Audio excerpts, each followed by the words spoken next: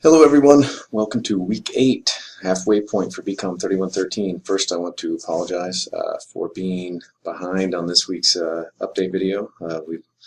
This week's gotten away from me. As you can tell behind me, I usually have all kinds of stuff piled up on the desk, but we are starting to pack up to head into the new building, so got a little bit behind this week. So anyway, wanted to post this video so that we could go over what we're going to be turning in. Obviously there's only one new assignment. That's that persuasive writing exercise. I think you can find it very, very useful.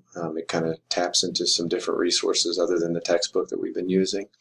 One of the business thought leaders that's out there today, Simon Sinek. So make sure that you do that assignment this week. And then of course it's all culminating on Sunday by turning in the second major assignment of this semester, which is the business message portfolio, right? So just to make sure that we're all clear on that, I posted some rubrics. Let's take a look at them real quickly.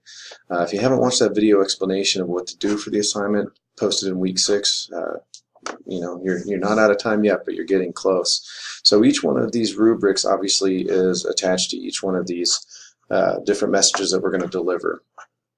And if you take a look at them, obviously you will see,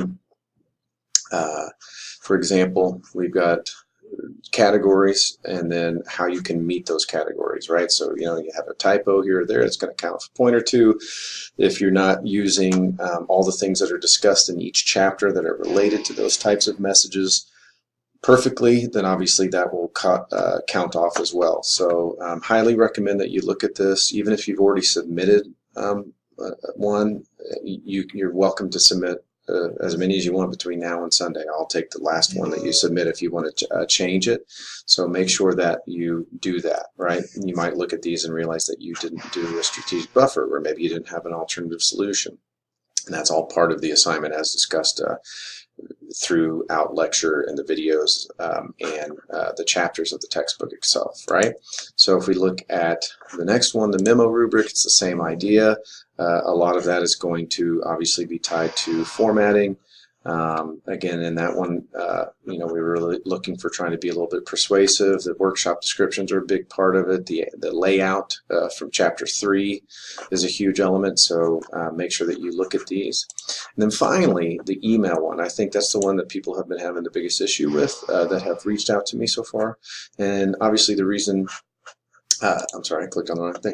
So the reason for that is that the prompt itself, if you look at it, right, is very, very short. So it's deceptive in that way. But it says using creativity and research. So you're going to have to do some research here, right?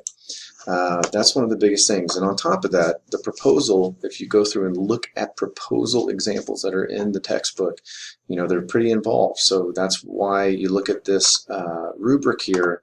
It has categories for all 3 of the persuasive appeals that we talked about. It has categories for talking about benefits, which are discussed in the textbook and in the lecture video, right? Tangible benefits, intangible benefits, features, all that stuff. So highlighting those elements and demonstrating to me that you understand it is a huge thing. So again, if you've already turned in your portfolio assignment a little bit early, you would probably be much better off triple checking and making sure that you're following all these things, especially on this proposal one. So as always, if you have any questions, please feel free to email me, and I will get back to you as soon as I can, obviously, and get to work.